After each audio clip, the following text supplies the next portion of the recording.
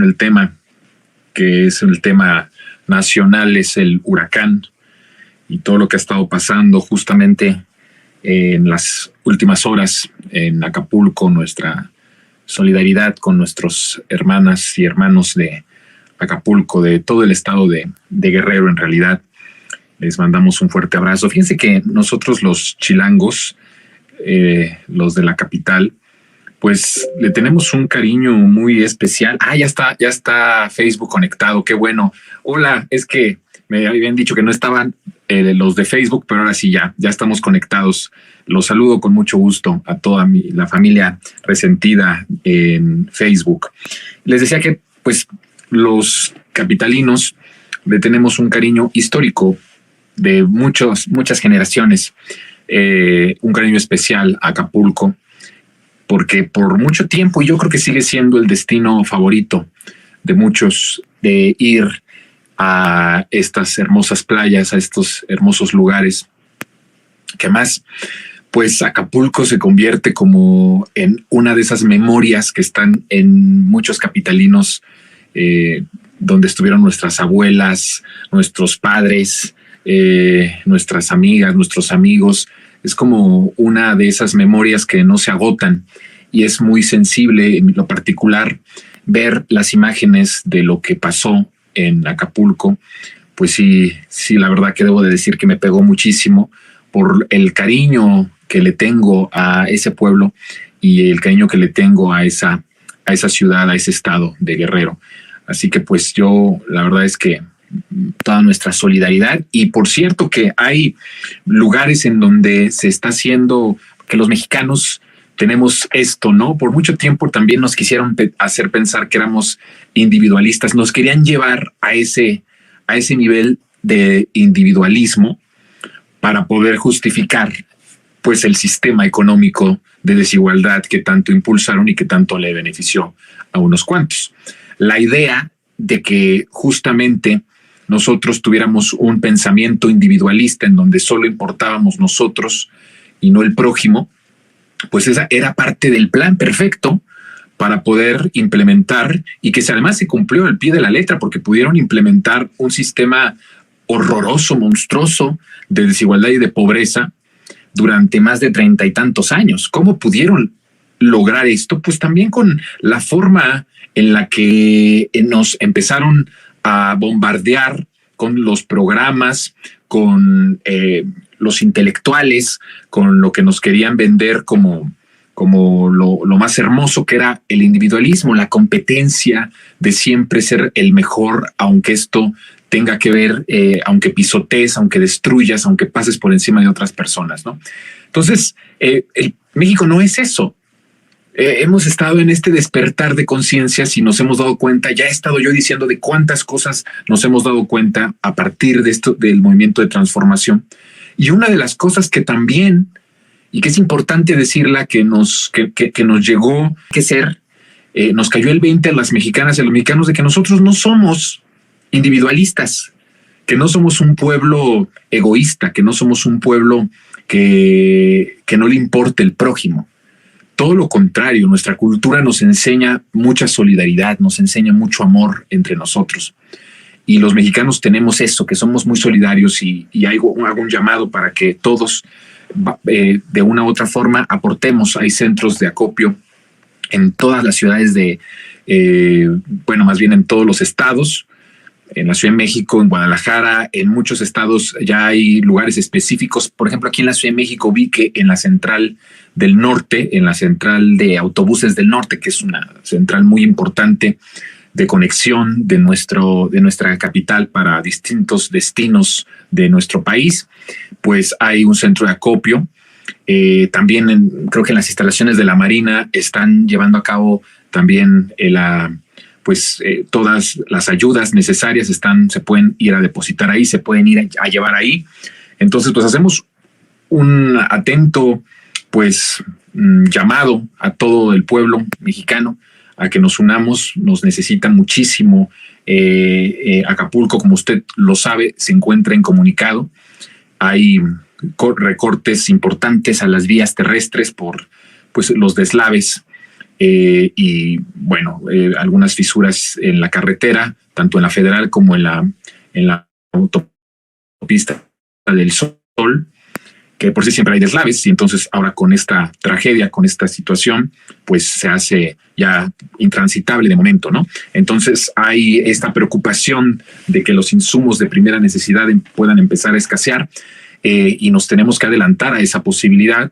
Y creo que no solamente es responsabilidad del gobierno, que además está atendiéndolo desde el primer momento, desde mucho antes de la llegada del huracán, y que lo va a seguir haciendo sin duda alguna, pero también el pueblo tiene que salir, ¿no? Tenemos que dar la cara por nuestros hermanos de Acapulco, por nuestras hermanas y hermanos de Guerrero. Pues mi solidaridad para ese pueblo entrañable, para esa ciudad hermosa que llevo en mi corazón y en mi memoria, pues por siempre, ¿no? Así que a ellos. Hablando del huracán, y quería yo conectar esto del huracán, porque fíjense cómo hay personas que han perdido todo grado pues digamos, de respetabilidad, que son muy cínicos, ¿no? Y es el caso de Felipe Calderón, que aprovecha este miserable cada tragedia para golpear y para llevar agua a su molino, ¿no? Para tintes políticos. Y justamente lanzó un tuit a propósito de esta situación tan dolorosa en Acapulco, y ahí está, lo está viendo usted en pantalla. No me lo quiten porque lo estoy leyendo de allí de la pantalla. Donde dice que ha sido devastado por el huracán categoría 5, y más adelante dice que el pueblo no fue advertido suficientemente y menos movilizado a lugares seguros. Dice, además, el gobierno ya se gastó el fondo de desastre en sus caprichos y en gasto electoral.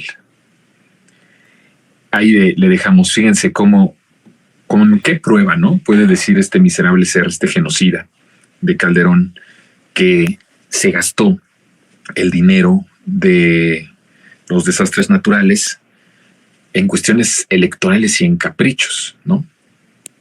¿Cuál es el sustento de estas afirmaciones?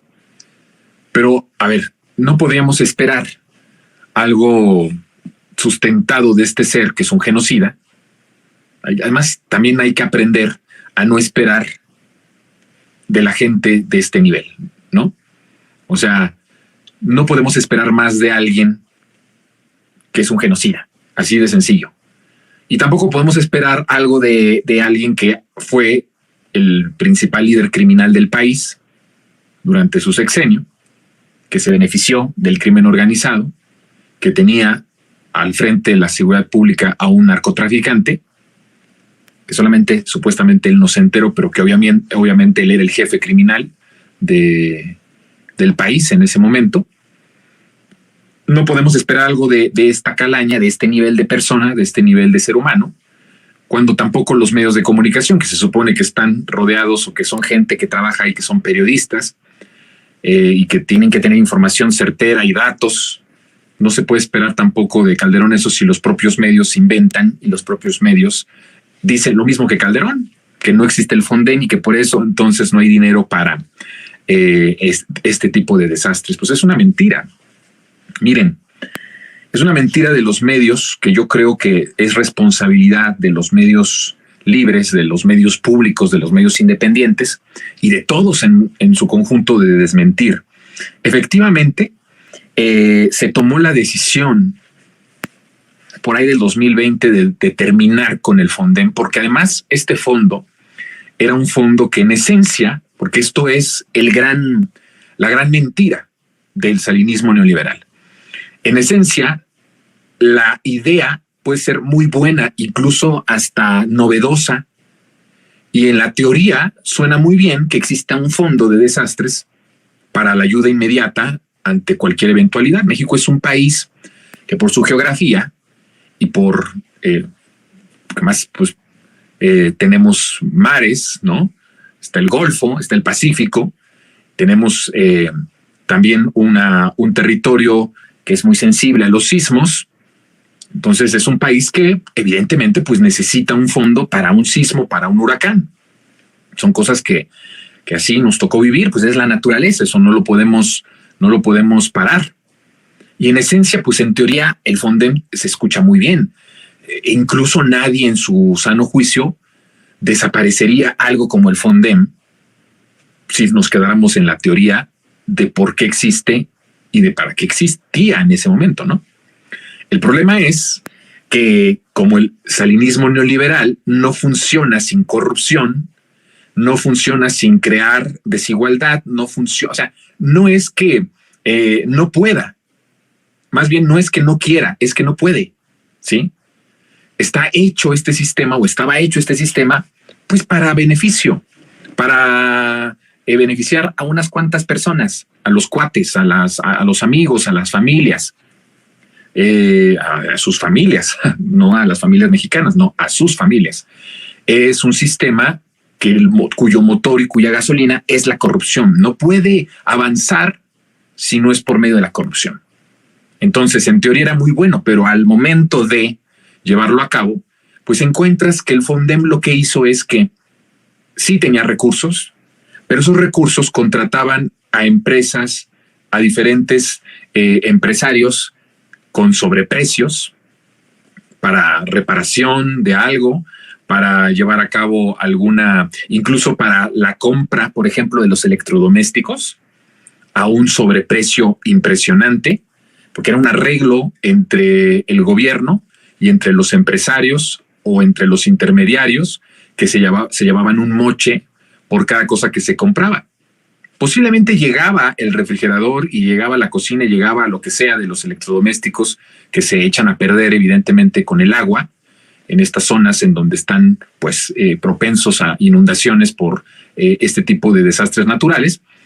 Y lo que sucedía era que pues sí llegaba, pero el dinero con el que se compraba ya llevaba un moche para el beneficio de una empresa o de unos empresarios. Entonces se dieron cuenta, por supuesto, cuando llega el presidente, como ya lo he estado diciendo, cómo se fue dando cuenta Andrés de la situación del país. Él mismo ha dicho que sabía que había corrupción, siempre nos ha hablado de que la corrupción era el mayor mal de México, ¿no? Pero cuando llegó a la presidencia se dio cuenta de que era mucho más monstruoso de lo que pensaba. Y entonces se dio cuenta que eso del Fondem pues era un negocio que ya tenía unos beneficiarios, a unas empresas, a unos contratistas ya beneficiarios de cada desastre, que se llevaban una mochada de lana, pues que podía ser más bien orientada para que llegara de forma directa a los que estaban sufriendo por algún desastre natural.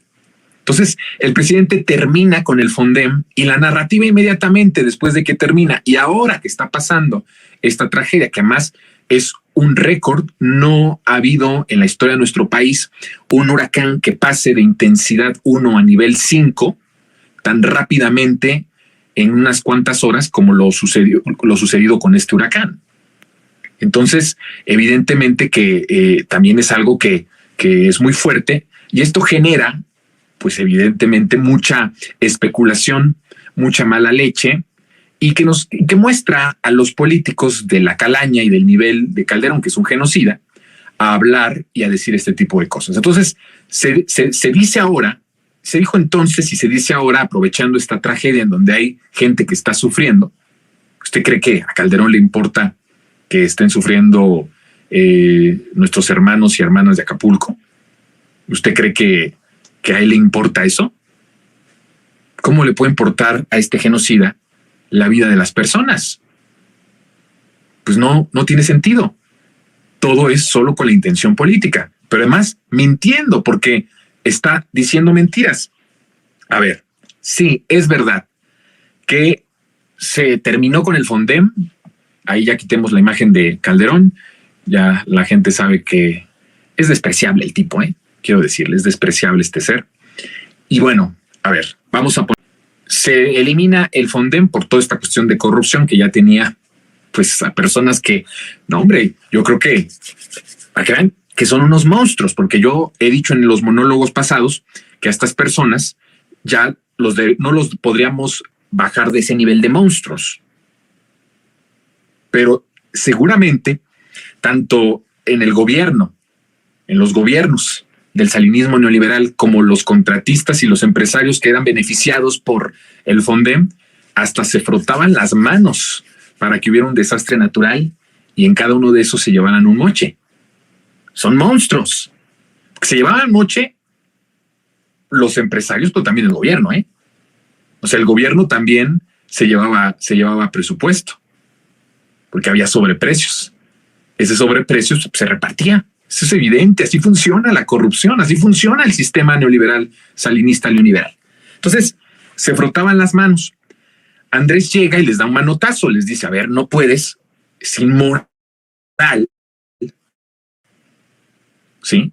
El que con la tragedia hagas negocio, que con la tragedia, con el sufrimiento, te hagas rico, que cada que hay un huracán, cada que hay un sismo, tú te beneficies. No te estamos pidiendo gratis a los empresarios que se les solicitaban los electrodomésticos o los materiales para reconstrucción y para todo lo que viene después de estos desastres. Pero no puedes aprovecharte de esto para inflar los precios en contubernio con el gobierno y haya beneficiados de la tragedia. Entonces les da el manotazo. Pues por supuesto, ¿cuántos empresarios estaban en este círculo vicioso, en este círculo de corrupción? Pues muchos. Había muchos. Y entonces, por cierto que es muy probable que muchos de estos también tuvieran nexos con los medios de comunicación. Y entonces se empezó con una campaña impresionante, acuérdense con lo del Fondem, y ahora que pasa este desastre, pues de nuevo los políticos de la derecha y los medios de comunicación empiezan a hablar y a mentir sobre que no hay recursos. Es mentira que no hay recursos. Miren, se elimina esto del Fondem porque es pues una cueva de ladrones, como todo lo que en apariencia era bueno del salinismo neoliberal. Ya cuando entrabas era una cueva de ladrones. O sea, entrabas a esa cueva y salías sin nada, salías en chones. Eso es lo que son ellos. No, miren, no conciben otra forma. Es una enfermedad que ellos quisieron, además, de la que ellos quisieron infectarse. No es que nacieron así, no. Ellos quisieron infectarse de esa enfermedad.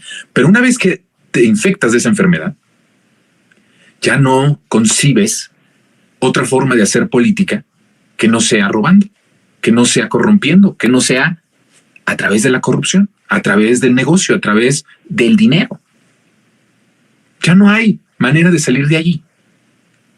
Están enfermos de una enfermedad que ellos decidieron infectarse y de la cual ya no conciben un país, no conciben un mundo, no conciben una sociedad, no conciben una percepción de las cosas que no sea a través de la corrupción, de la ganancia individual. Y por eso se lanzan con mentiras, porque una vez que pasó esto, el gobierno de la Cuarta Transformación contrató un bono catastrófico.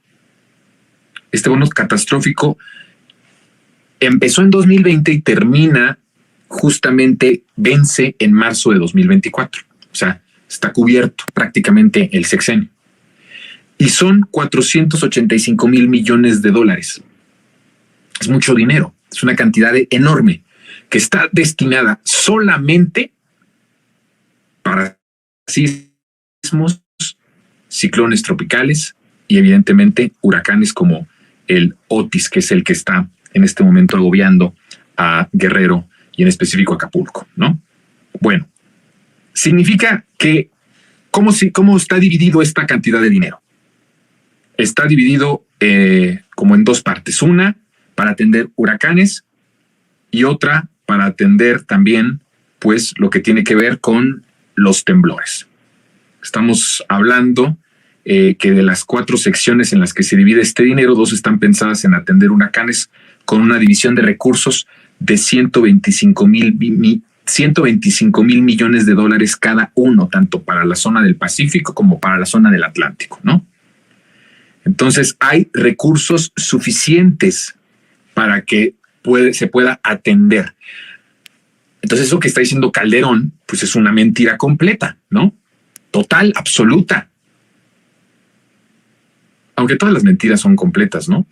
Porque verdad a medias es mentira también. Entonces, bueno, rectifico, es una mentira. El que diga no hay recursos, ya se lo gastaron, ya en los caprichos, en las cuestiones electorales. ¿De dónde saca este tipo estas mentiras, estas afirmaciones? Pues, ¿sabe de dónde? De esa percepción. Este hombre es un enfermo. De lo que acabo de decir, de esa enfermedad tan terrible que los políticos, los empresarios decidieron infectarse, de que no conciben otra forma de vida que no sea corrupción y no sea robo. Pero aparte, Calderón es un psicópata. Es una persona que nunca debió tener un cargo público. Lo digo con todo respeto y con conocimiento de causa. Es una persona que nunca debió tener familia. Así. Porque uno tiene que entender en estas nuevas eras nuestras limitantes y nuestras capacidades para las cosas. Y si tienes un problema, no puedes meter en ese infierno a una pareja, a una esposa, a un esposo, y mucho menos a una hija o a un hijo. Es una persona que no debe tener familia. Ya, desde ahí, pues, mucho menos gobernar un país. Porque cuando gobiernas un país, tienes en tus manos literalmente pues, las familias mexicanas, a todas. Entonces, él no debió de haber sido o haber tenido familia en un ejercicio de honestidad de su condición y mucho menos ser presidente de la República, ¿no? De inicio. Pero, ¿por qué vislumbra que el dinero se lo está llevando López Obrador en sus caprichos, ¿no? O que se está metiendo en las campañas electorales? Porque no entiende otra manera, está en esa enfermedad, no vislumbra y no entiende otra forma de hacer política que no sea esa. Tampoco entiende cómo puede ganar elecciones la transformación si no es a través del fraude. Y entonces por eso dice, le están metiendo mucho dinero. Porque él piensa que el amor que uno le tiene al presidente López Obrador es por el dinero. No es por sus acciones, no es por su buen gobierno, no es por la transformación que está llevando a todos los rincones del país. Entonces él piensa, pues si tiene amor, la gente le tiene amor es porque hay dinero de por medio. ¿Sí entienden esa estúpida lógica que tiene Calderón? Y entonces, pues por eso inventa estas cosas, pero faltando a la verdad, porque yo he visto en los medios muchísimos que nos hablan encabezados, son muy miserables. Esa es la verdad. Están reducidos en todo, en lo espiritual, en lo ético, en lo profesional, en lo humano. Están muy reducidos. Esa es nuestra victoria. Esa es nuestra gran victoria. Esa es nuestra venganza. Además de que no somos iguales, de que tenemos recursos espirituales, culturales, los mexicanos, la mayoría. Por eso, la mayoría no podemos estar equivocados en apoyar una transformación. Y hay una diferencia abismal entre ellos y nosotros. Y no es una polarización, es una realidad. No perciben una manera distinta de sociedad que no sea a través del engaño, del robo, del fraude, del atraco, de la corrupción, del crear desigualdades para estar protegidos. Lo que ellos querían era estar protegidos, que no hubiera nada abajo de ellos que los amenazara en su clase, en sus lujos, en sus privilegios. Por eso se enfocaron en que se hiciera más grave y grande la desigualdad. La desigualdad de México no es la misma en los 80s que inicia el salinismo neoliberal que 2023. No es la misma. Ha avanzado a pasos agigantados porque les causaba mucho temor que alguien de ahí, de en medio, escalara. Porque en su teoría todos podemos ser ricos, todos podemos y tenemos las mismas oportunidades. Es la teoría del capitalismo. Todos podemos, conforme a nuestro esfuerzo, alcanzar y ir escalando. Pues eso no fue así. Eso no es verdad. La teoría es muy bonita, la realidad es monstruosa. Entonces, por eso Calderón no entiende. Y ahí están los medios de comunicación. Por eso decía yo, esto de que están disminuidos, derrotados y que es nuestra venganza, lo digo también para los medios de comunicación. Porque veo muchas notas donde dicen desastre en Acapulco, ¿no? Y las imágenes del desastre. Y sin Fonden. Pues ya se pierde todo sentido de ética, todo sentido de verdad. Cuando son datos que están o sea, no es un dato que yo haya investigado un año, ¿no? Para tener acceso a esto. Está etiquetado en el presupuesto que ahí existe este bono catastrófico y que los recursos son inmediatos. Y por eso el presidente no se preocupa. Por supuesto que estaba conmovido por la situación en Acapulco, pero no estaba preocupado por decir, ching, ¿y ahora cómo le vamos a hacer con los recursos? Pues tenemos recursos. Porque además, a diferencia de la tecnocracia, de estos tecnócratas que eran los sabiondos, los escribas, eran los escribas de la economía, y que decían que tenía que ser con sus fórmulas y con sus ecuaciones. Siempre la ecuación era la misma, ¿no? Al final, desigualdad y pobreza. Pero ellos tenían sus fórmulas y pues López Obrador les vino a cambiar toda la jugada, les cambió la política económica. Y entonces el presidente no tiene ninguna preocupación de decir, hay recursos ilimitados. La gran diferencia es que ese recurso ilimitado ya no va a ir para los empresarios amigos. Ya no va a ir para los contratistas, ya no va a ir para los constructores preferidos. Ahora se va a entregar casa por casa el apoyo y no se va a inflar tampoco, porque era otra de las cosas miserables que se hacían. Inflaban el número de personas afectadas para sacar un moche y una muy buena lana. Son miserables, no entienden otra forma de vivir. En realidad no. Estos son cada vez más corruptos, cada que respiran son más corruptos. ¿Cómo va a ser la única forma que van a dejar de ser corruptos? El día que se mueran, no van a cambiar. Ya no hay manera. Y esto me lleva justamente a hablar de la segunda parte del monólogo, que tiene que ver justamente con lo que está pasando en estas ideas de la derecha y de la izquierda. Quiero leer una partecita del último párrafo de una columna de mi maestro y amigo Epigmenio Ibarra que publica hoy en Milenio. Recomiendo su lectura, es una columna importante que hay que leer. Y solo quiero leer la última parte, el último párrafo de esta columna. Dice él, unos en la derecha, cegados por la rabia, repiten compulsivamente sus propias mentiras. Calderón, ¿ya lo vio? Los medios de comunicación. Tragedia en Acapulco y sin Fonden. Mentira tras mentira. Todo el tiempo. Reducidos en lo ético, reducidos en lo moral, reducidos como seres humanos. Otros en la izquierda, lo que yo llamo la comentocracia de izquierda, no teorizan, no cuentan, no cantan esta transformación. Los primeros, o sea, los de la derecha, saben que perdieron su realidad. Los segundos creen que perdieron sus sueños. Toca a unos y a otros avivar la imaginación para entender esta revolución que, como ninguna otra en la historia, se produce en paz, en democracia, con libertad, y defenderla o derrotarla, pero en las urnas.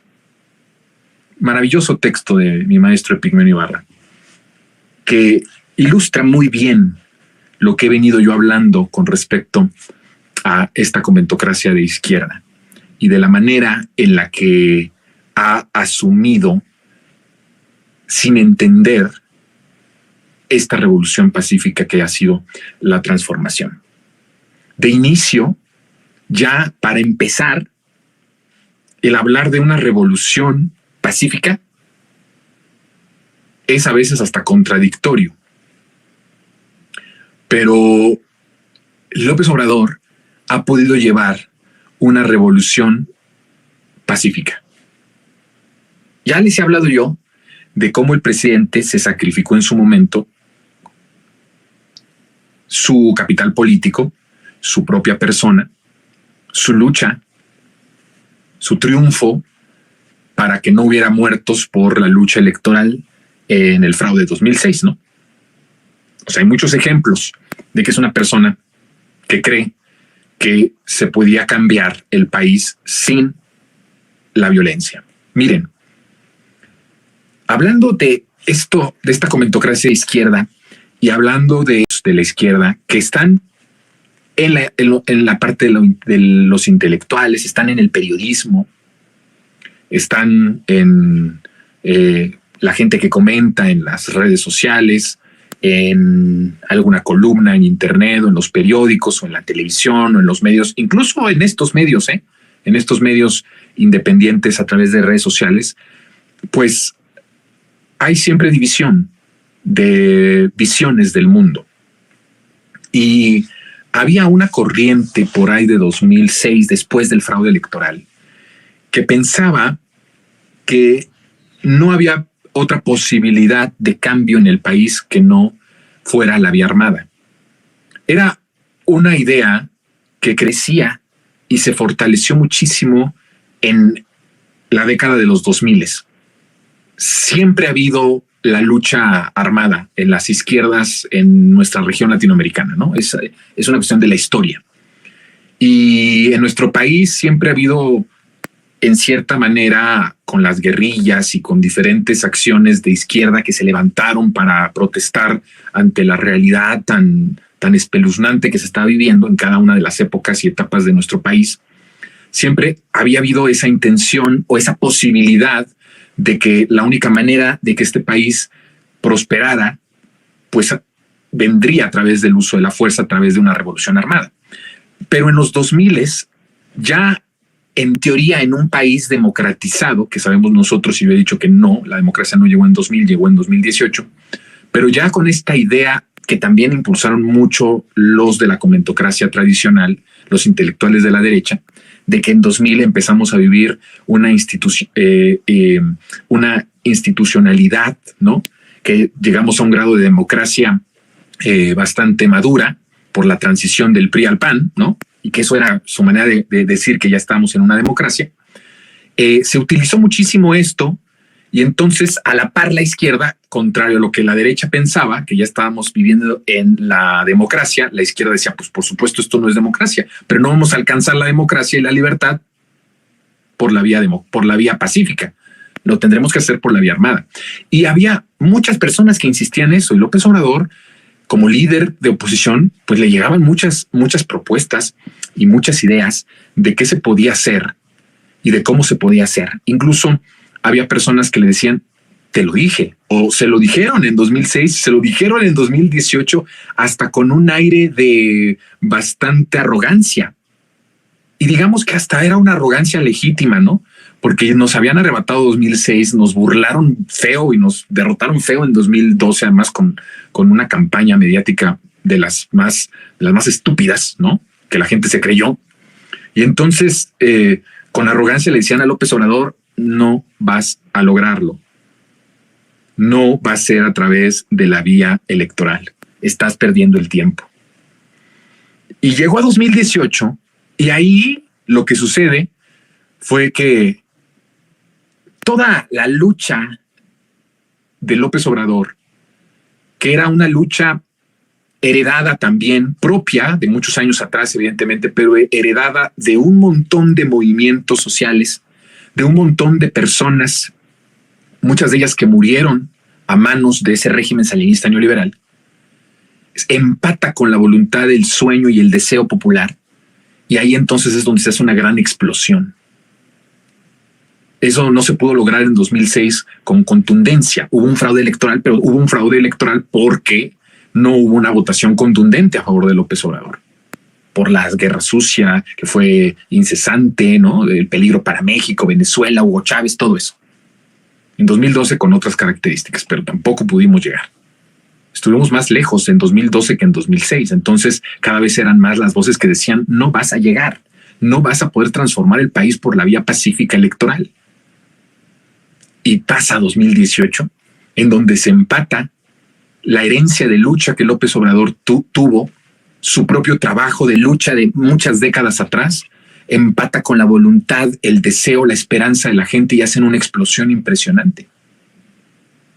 Entonces hay una boda impensable, hasta para los teóricos, entre el pueblo y el presidente de la República. Sí, un matrimonio, una relación. Y a partir de ahí empieza a haber cambios sustanciales, cambios profundos, y otros que no podían llevarse a cabo en la primera etapa de la transformación, que es casualmente lo que muchos de la intelectualidad de izquierda no entienden y no comprenden, y por eso lo describe muy bien Epigmenio Ibarra. Esos pensaron que perdieron sus sueños. No se dieron cuenta y no se dan cuenta que es todo lo contrario. Que en realidad lo que logramos en 2018 fue enlazar nuestros sueños, fue enlazar nuestras aspiraciones más legítimas y empezamos a transformar el país. Claro, hay cosas que debieron ser transformadas y que están atrasadas, que no se han llevado a cabo. Pero el presidente sabe muy bien que no podía echar toda la carne al asador en muchas áreas porque peligraba la continuidad de la transformación. Esto de la transformación es una maduración, también es un proceso de maduración. Es un proceso también de convencimiento, de legitimidad. El presidente ha dicho: con el pueblo todo, sin el pueblo nada. Y por eso es que depende tanto del pulso de la gente para impulsar una u otra cosa. Pero también es cierto que el presidente ha sabido entender los tiempos históricos y que en un país en donde empezamos una transformación en 2018 después de un régimen de 30 y tantos años, tan abrumador, tan nefasto, tan monstruoso, sabía que si se iba en muchos aspectos a la parte más radical o hacer acciones que a lo mejor muchos intelectuales de la izquierda pensaron que iban a ser las primeras que se iban a hacer llegando al gobierno, esto podía provocar una presión incluso extranjera de tal forma que no prosperara, que derrocaran al gobierno de López Obrador en los primeros meses, en los primeros años, y entonces ya no iba a haber más para el futuro, ya no habría esperanza, no habríamos tenido esperanza de un país viable. Estábamos al borde de ser una nación inviable en todos los sentidos. Estábamos a punto de ser un país satélite de los potentados estadounidenses y españoles. Eso era lo que México se estaba convirtiendo. Andrés tenía que tener mucho cuidado en muchas cosas. Voy a explicar la próxima semana cómo el presidente diluyó un poquito algunos planes que tenía al principio del sexenio, pero ahora los está volviendo a recuperar. ¿Por qué? Porque tiene legitimidad. ¿Usted cree que si no tuviera 70, 80% de aprobación el presidente podría radicalizar la transformación como lo está haciendo en estos últimos meses? No podría. Ya lo hubieran destruido. Él mismo lo dijo, ya nos hubieran destruido sin el apoyo de la gente. Hay que hacerles entender a esa comentocracia de izquierda que no perdieron sus sueños. Al contrario, que a partir del 2018 son viables esos sueños. Muchos ya se están cumpliendo, muchos, más de los que imaginamos. Pero hay otros que a lo mejor ellos tienen que no se murieron, sino que tienen esperanza y esperanza de que se cumplan. Pero es un proceso. Esta revolución no la entienden ni los de derecha ni muchos de la izquierda. A los de la derecha ya no importa tanto que lo entiendan. Esa es la condena. Ya lo dije, es su condena. A los de izquierda, sí, tendríamos que extenderles la mano, ser comprensivos en cierta medida y explicarles. Y si ellos quieren continuar su camino, como muchos lo han hecho, y traicionar sus propios sueños, pues está bien, no hay de otra. Pero valdría la pena abrir este debate de manera sincera de la profundización de esta transformación que ha sido más radical de lo que muchos, siendo radicales, pensamos al inicio del sexenio. Bueno, vamos a dejar el tema y vamos a